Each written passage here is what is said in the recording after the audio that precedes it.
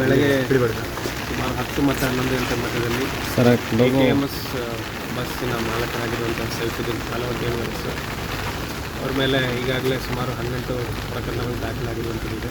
ಹಿರಿಯಡ್ಕ ಮತ್ತು Udupi ಟೌನಲ್ಲಿ rowdy sheeter ಆಗಿದ್ದಾರೆ. 2 murder ಕೇಸ್ಗಳಲ್ಲಿ ಆರೋಪಿ ಸಹಿತ ಅವರು ಮೃತಪಟ್ಟಿರುವ ರೀತಿಯಲ್ಲಿ ಅವರ ಮನೆಯಲ್ಲಿ ಕಂಡು ಬಂದಿದೆ.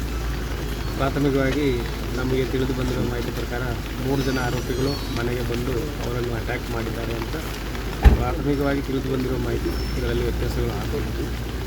ಬಟ್ ಅಟ್ಯಾಕ್ ಮಾಡಿರುವಂಥವರು ಸಹ ಇವರದೇ ಸಂಸ್ಥೆಯಲ್ಲಿ ಕೆಲಸ ಮಾಡುವಂಥ ವ್ಯಕ್ತಿಗಳಂತ ನಮಗೆ ತಿಳಿದು ಬಂದಿದೆ. ಯಾವ ಕಾರಣಕ್ಕೆ ಮತ್ತು ಯಾರು ಭಾಗವಹಿಸಿದ್ದಾರೆ ಮತ್ತು ಅವ್ರ ಪಾಡಿಗೆ ಮಾಡಿದ್ದಾರೆ ಅಥವಾ ಅವರ ಹಿನ್ನೆಲೆಯಲ್ಲಿ ಅವರ ಹಿಂದುಗಡೆ ಯಾರಾವುದು ಅವರಿಗೆ ಕೊಟೇಶನ್ ರೀತಿಯಲ್ಲಿ ಅಥವಾ ಯಾವುದಾದ್ರೂ ರೀತಿಯಲ್ಲಿ ಅವರಿಂದ ಕೆಲಸ ಮಾಡಿಸಿದ್ದಾರೆ. ಇವೆಲ್ಲ ನಾವು ಆರೋಪಿಗಳನ್ನು ವಶಕ್ಕೆ ತಗೊಂಡಾದ ಮೇಲೆ ತನಿಖೆಯಲ್ಲಿ ಮುಂದೆ ಯಾವ ರೀತಿ ಹೇಗೆ ಅವರಿಗೆ ಚಾಕು ಮತ್ತು ತಲವಾರಿಂದ ಅಟ್ಯಾಕ್ ಮಾಡಿರೋ ರೀತಿಯಲ್ಲಿ ಕಂಡು ಬರ್ತಾಯಿದೆ. ಸುಮಾರು ಕಡೆ ಬ್ಲೀಡಿಂಗ್ ಇದೆ. ಸೊ ಮತ್ತು ಈಗ ನಮ್ಮ scene of crime officers forensic science team ಎಲ್ಲ ಬಂದಿದ್ದಾರೆ. ಮತ್ತು ಫರ್ದರ್ ಯಾವ ರೀತಿಯಲ್ಲಿ ಆಗಿದೆ ಅಂತಂದು ಈ ಮನೆಯಲ್ಲಿ ಸದ್ಯಕ್ಕೆ ಅವರೊಬ್ಬರೇ ಇರೋದು.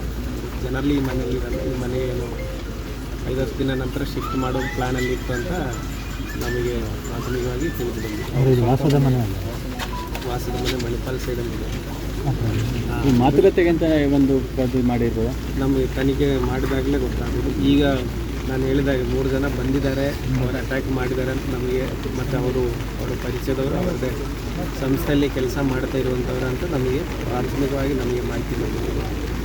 ಯಾವ ಕಾರಣಕ್ಕೆ ವೈಯಕ್ತಿಕವಾಗಿದೆಯಾ ಅಥವಾ ಹಿಂದೆ ನಡೆದಿರೋ ಮರ್ಡರ್ಗಳಿಗೆ ನಾವು ಇವರಿಂದ ಈ ಆರೋಪಿಗಳಿಂದ ಬೇರೆ ಯಾರಾದರೂ ಮಾಡಿಸಿದ್ದಾರೆ ಇವೆಲ್ಲ ತನಿಖೆಯಲ್ಲಿ ಅವರು ಹಿನ್ನೆಲೆ ಅಲ್ಲ. ಅವ್ರು 3 ಜನ ಡ್ರೈವರ್ಸ್ ಆರೋಪಿಗಳು ಡ್ರೈವರ್ಸ್ ಇದ್ದಾರೆ ಅಂತ ನಮಗೆ ಪ್ರಾಥಮಿಕವಾಗಿ ಅದೇ ಅವ್ರದ್ದೇ ಸಂಸ್ಥೆಯಲ್ಲಿ ಕೆಲಸ. ಈಗ ಶರಣರಾಗಿದ್ದಾರೆ ಸ್ವಲ್ಪ